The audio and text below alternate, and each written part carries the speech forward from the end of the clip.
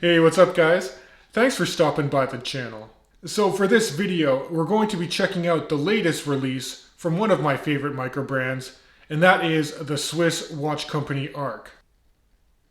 So this particular watch is kind of like their affordable successor to the Swiss watch company Bunker Field Watch. And if you're interested in learning more about SWC as a company or about the Bunker, I did a full review of that watch, which I'm going to link up here, so please check that out.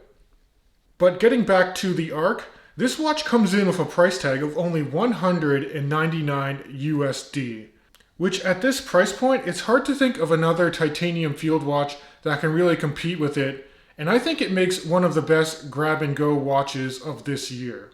Now, SWC will be putting out a newsletter with the actual details of when this watch will be released, but it's going to be anticipated for next month, so that's November of 2021. But until then, why don't we flip the camera around now and I'll show you guys this watch up close in the studio.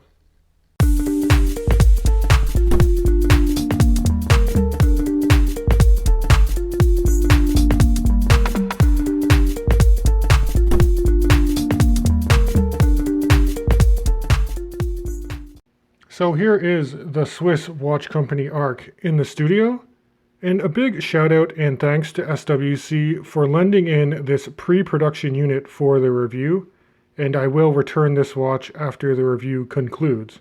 Now, I don't believe that there's going to be any significant changes from the pre-production unit compared to the commercial ones that'll be available next month, aside from they're going to write Swiss made at the bottom of a dial below the 6 o'clock position. But outside of that, you're getting an excellent titanium field watch. The case is made from grade 2 titanium, and if it's like the Bunker that they put out last year, the titanium is also surface hardened to 600 Vickers, so it's more scratch resistant. This watch is insanely lightweight. The combination of the watch head on this Velcro elastic strap is only 35 grams. So that's actually like 100 grams less than your traditional mechanical field or sports watch. And compared to the Bunker, this watch also has a slightly smaller footprint. So running the numbers, the case diameter is 38.5 millimeters. Looking at the side profile, you can see drilled lugs and a lug-to-lug span of only 45.5 millimeters. The overall height is thin. It's only 8.5 millimeters in total thickness, and that's to the bottom of this screwed down case back, to the top of a very nice flat sapphire crystal, and SWC does the best anti-reflective treatment out of any watch micro brand that I'm aware of. If this is similar to the Bunker, then there's a total of 16 layers of AR application, some of it on the underside, some of it on the top side as well, and during our live stream they informed me that there's also like a top sapphire cap, so the AR coating on the top won't get scratched off very easily.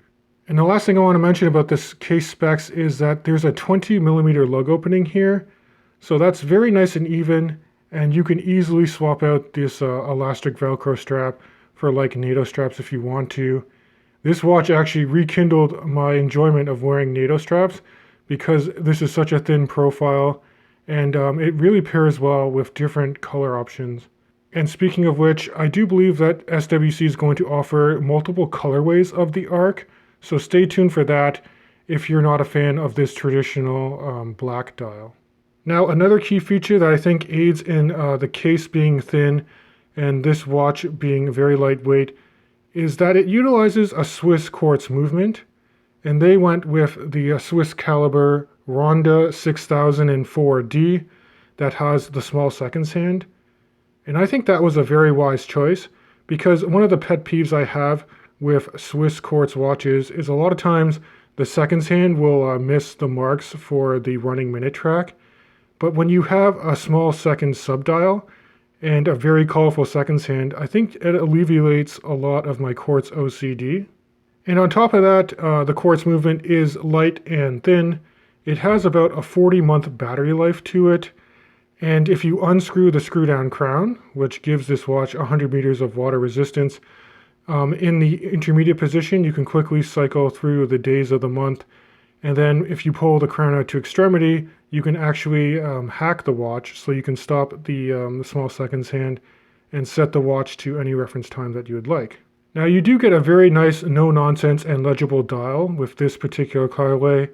It's kind of a matte black texture, and then you have very large white Arabic numerals for the hour markers, with the exception of at the 3 o'clock, which has kind of a truncated baton. And you do have a nice color matched date wheel, and then white text for the day of the month. So getting a quick read on time is quite easy to do. I love that they added a pop of color on the small seconds hand as well. Now another hallmark feature of SWC that greatly aids in legibility is their use of lume. This watch just glows like a torch at night.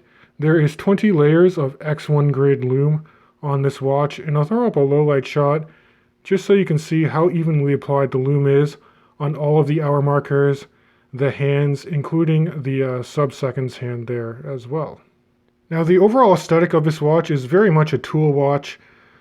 There really isn't any polishing to be found anywhere across the case or on the dial. I do like that if a crown is nicely gnarled, you do have a chamfered edge when you transition from the side of the case to the tops of the lugs. These Velcro elastic straps are insanely comfortable to wear, and you do get two when you purchase this watch. You get the one that's featured on the watch here, and then you also get a lighter color one here. And you can see that there's a bit of stretch to it, but it's actually quite rigid and durable. And these straps are infinitely adjustable, so it's going to suit pretty much any wrist size you can think of. Now on the case back, you can see that it's screwed down with the SWC logo dead center there.